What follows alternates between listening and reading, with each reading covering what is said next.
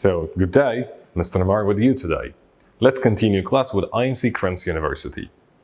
So, today we have the second part, a structure of flows in the modern exchange economy. So, we'll talk about importance within that exchange, modern exchange within the marketing management.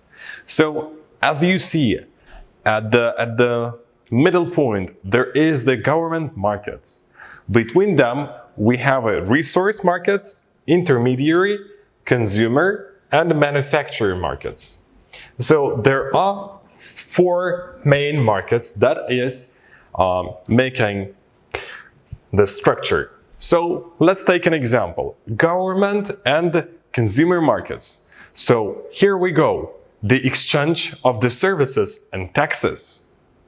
The next one is the resource markets. We are having an exchange of the resources that is provided by the consumer and money that is provided by the resource markets. So here we go. We provide money, they provide resource. They provide resource, we provide money. So following next, the resource market and the manufacturer. Then we have the vice versa exchange. Manufacturer is providing a money. Resource markets providing a resource itself. So, but there is someone that is in intermediate, somewhere in the middle, as the intermediary market. So in this case, this market is providing goods and services to each other. For example, in that case, it's providing goods and service to the consumer, and manufacturer is providing to the intermediary markets. And in that flow, government market is regulating all the markets by providing taxes, services, and regulating all the, let's say, flow structure. So following this, we have a simple marketing system. What is that? In this case, industry is the certain collection of the sellers. It could be, let's say, for example, cellular or cell phone.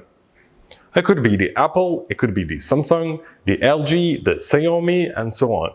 So those are the collection of sellers. Between them, there is the goods and service and the money. So within market, mainly they are exchanging with goods and services. Then market is exchanging with the money. But how does it work? In that case, it works by the communication and information. So industry is communicating with the market. Industry is providing the relevant information, as we call a communication. It's providing the information in exchange of the information or the feedback of the market. So it means we try to understand what customer as the market, what they need, what they want, and what we can provide for them. So following this, there is the key customer markets as the consumer market, business market, global, non-profit governmental markets. So for example, consumer markets are the simple markets that is sold, that we can sell any product, any good. Next one is the business market. So we can make a certain commercial, we can make a certain trading with the different business. Second one is the global market. So in that case, we are selling or making business within the economy of scale. The last one is the non-profit and the governmental markets. Non-profit are those, for example, like institutions, universities, and so on. Next one. We have to understand about that communication that we were talking about. As long as we have the core marketing concept as the need, want, and demand. So let me explain what are they. Need is the basic human requirement, such as air, water, food, clothing, and shelter. So a bit later, we will talk about the Maslow hierarchy. So within this case, the need is the first first basic want of the people, that we can survive.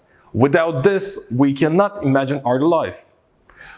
Next one is the want, a specific object that might satisfy the need.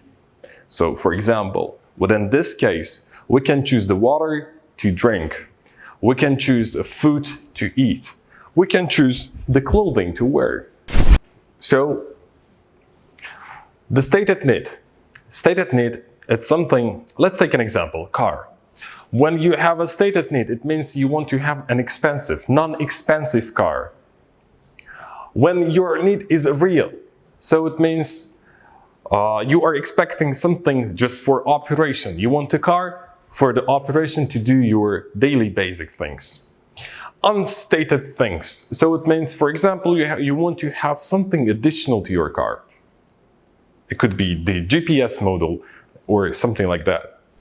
The delight. So you, in this case, when you have a delighted need, it means you are expecting some better service from the dealer. And the secret needs, it means you want to, funny, but you want to show off. So you want to show, you want to make people a bit jealous about what you have. So, following next, a core marketing concepts. There are 3 of them: target market, positioning, and segmentation. As we already covered, the target markets are those points that we want to have. For example, if we are trying to sell, let's say, a coffee, in this case, who is the target market? The target market will be this certain, let's say, social layer that is in need of the additional energy. Positioning, how we position the product. So, for example, Nescafe. So, the positioning of the Nescafe as inexpensive, affordable coffee. But in case of, let's say, Lavazza or the Starbucks, they are positioning as the premium coffee. Segmentation.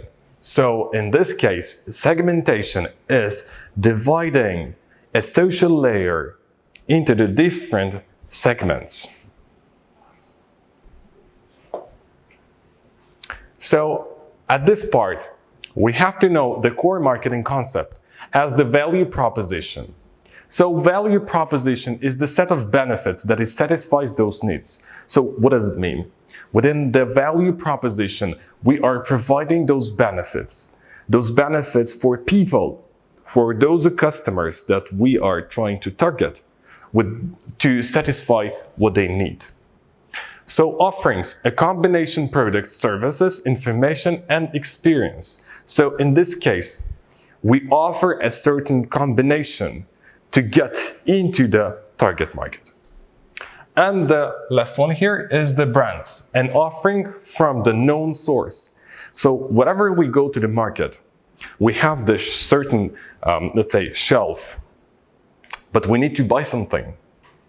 So unconsciously, we will be looking at something that we already know. For example, whatever brand we know, we will try to buy it as long as we have something as an internal trust. But, for example, whatever you have heard about brand, this brand was advertised, but you never tried them. Instead of, let's say, 10 different products, but only one you have heard, you will unconsciously buy this product as long as you have heard, you have some information about this. So, thank you for watching us today. See you soon. Goodbye.